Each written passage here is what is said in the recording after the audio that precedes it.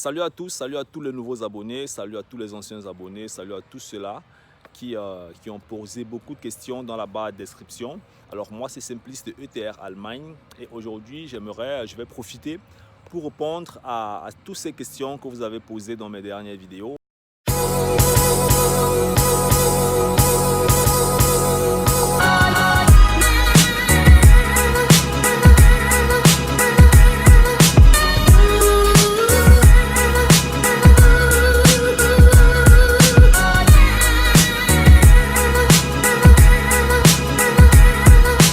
Premièrement, vous avez voulu savoir comment est-ce que ça fonctionne avec la formation en soins infirmiers. Et le deuxième point justement, c'était le garant en ce qui concerne la caution. Le troisième point aussi, ce sont les inscriptions en Allemagne. Alors allons-y méthodiquement. Le premier point, les soins infirmiers, formation soins infirmiers, logement.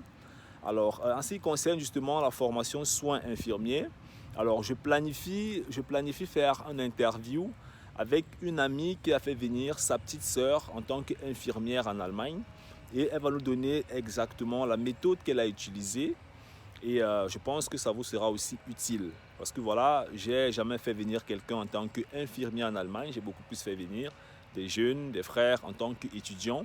Donc la méthode pour voyager en tant qu'étudiant, je la connais très bien parfaitement, mais la méthode pour venir en tant qu'infirmier, voilà, je vais faire l'interview et puis maintenant à travers cette interview, vous aurez toutes les informations dont vous avez besoin. Alors la deuxième question justement maintenant, c'est celle de la caution et du garant. Alors je pense que jusqu'à aujourd'hui, l'Allemagne dit ok, soit vous devez avoir une caution de, je crois c'est 8200 € au total, un truc comme ça. Soit c'est 8200 €, soit c'est quelqu'un en Allemagne qui va vous faire une prise en charge. Je crois que c'est l'un des deux. Soit c'est la caution, soit c'est la prise en charge. À un certain moment donné, je crois que c'était seulement la caution qui passait. Mais maintenant, je pense que c'est soit la caution ou la prise en charge. Donc, l'un des deux peuvent passer. Si vous êtes encore en Afrique, au Gabon, au Mali, au Congo, au Bénin, au Cameroun, peu importe où vous vous situez, alors, soit vos parents vont mobiliser la somme dont vous avez besoin. Cette somme d'argent va vous permettre, en fait, sur le territoire, de vivre, en fait, je vais dire, en général, pour une période de 1 an ou de 1 an et demi. Ça dépend de l'état de la ville où vous allez résider.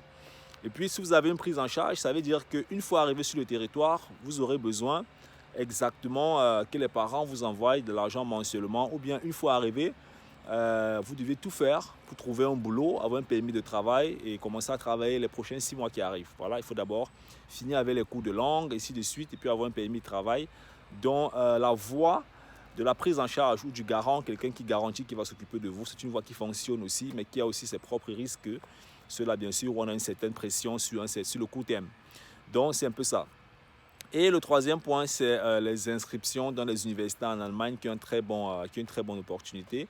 En ce qui concerne aussi cette question, je planifie aussi faire une vidéo qui va exactement vous présenter différentes universités.